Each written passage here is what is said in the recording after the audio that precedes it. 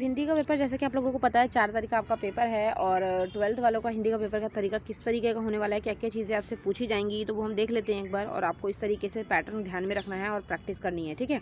सबसे पहले कुछ चीज़ें जो आपको फ्री के मार्क्स दिलाएंगी वो कौन कौन सी होंगी और उनको अच्छे से कर लीजिएगा। 6 नंबर के आप लोगों के पास देखिए यहाँ पर ऑप्शन वाले क्वेश्चन पूछे गए हैं, ठीक है ना। ये देखिए ये सारे के सारे क्वेश्चन जो हैं वो ऑप्शन में हैं। उसके बाद में यहाँ पर सप्रसंग व्याख्या करनी है। एक सप्रसंग व्याख्या की प्रैक्टिस करके जाइएगा। सप्रसंग का मतलब होता है आपको पता होना चाहिए किस बुक से, मतलब कि किस बुक से और ये किस पोएम से ली गई है और इसके जो वो हैं पोएट हैं वो कौन है, ठीक है। इस चीज़ को आपको लिखना है।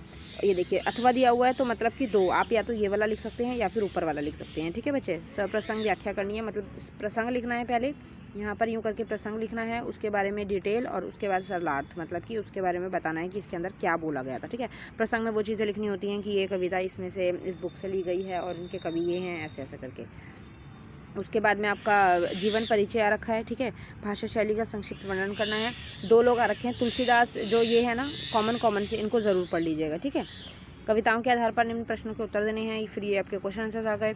उसके बाद में आपके यहाँ पर जो है ये देखिए ये क्वेश्चंस आ जाते हैं, ठीक है। और उसके बाद आगे आगे अगर हम चलें तो ये देखिए ये सारे क्वेश्चन ऑप्शंस वाले हैं, ये आपको 15 नंबर दिलाएंगे। फिर उसके बाद गद्यांश की सप्रसंग व्याख्या करनी है। यहाँ पर भी सप्रसंग लिखा है, मतलब आपको इसका ऑथर नेम और इसका नाम, बुक कहाँ से लिया गया, किस चैप्टर में से, वो लिखना होता है। फिर उसके बाद में व्याख्या है जो सरलार्थ है जो, फिर इसको आपको ईजी भाषा में लिख देना है, चाहे आप सेम का सेम यही उतार दें, कुछ नहीं होता है, लेकिन बस आपको थोड़ा सा इसको बना कर लिखना है, ठीक है, सेम इसी को। फिर आपके पास क्वेश्चन आ जाते हैं, भक्तिन वाले क्वेश्चन आ रखे हैं, चार्ली चैपलिन वाला रखा है, देख सकते हो आप लोग, ठीक है।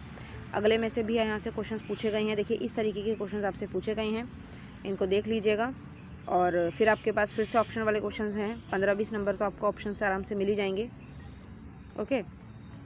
ये देखिए फिर नैतिक शिक्षा के क्वेश्चंस जो हैं वो यहाँ से पूछे गए हैं। नैतिक शिक्षा के क्वेश्चंस ये पूछे गए हैं, इसमें से जो क्वेश्चंस जो हैं, कुछ क्वेश्चंस ऐसे होंगे जो आपको आते होंगे, वो इजीली आप लोग बना के लिख लेंगे। कुछ क्वेश्चंस कॉन्सेप्ट बेस होंगे तो वो आपको पढ़ने पड़ेंगे, ठीक है बेटा।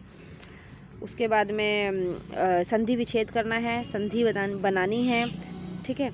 और मखमल के झूले पड़े हाथी सा टीला में अलंकार का नाम बताना है, ठीक है। सा लगाया हुआ है, यहाँ पर किसी की उपमा की गई है हमें, ठीक है, किसी को कंपेयर किया गया है। चौराहा समस्त का समास विग्रह करके समास का नाम बताना है। तो 4 राहों वाला जो रोड होता है, ठीक है, चौ लगा हुआ है तो मतलब कि न्यूमेरिकल है, संख्यावाची शब्द लगा रखा है तो ये द्विगु समास है। मैंने समास की एक पर्टिकुलर वीडियो भी बना रखी है, वो आपको मिल जाएगी। अनुप्रास अलंकार बताना है, शुद्ध वाक्य का चयन करना है, ये देखिए, ठीक है। ये सारे के सारे क्वेश्चंस आपके इस तरीके से हैं, आप इनको देख लीजिएगा। उसके बाद में स्वर संधि की परिभाषा बतानी है, चक्रधर में समास बताना है। तो इस तरीके से आपका पेपर जो है वो रहने वाला है। आई होप आपको सारी चीज़ें समझ आ गई होंगी, तो अच्छे सा पेपर करिएगा और इनसे थोड़ी सी हेल्प आपको आई होप मिलेगी, ओके। कोई डाउट हो तो आप मैसेज कीजिएगा। Thank you so much, bye bye.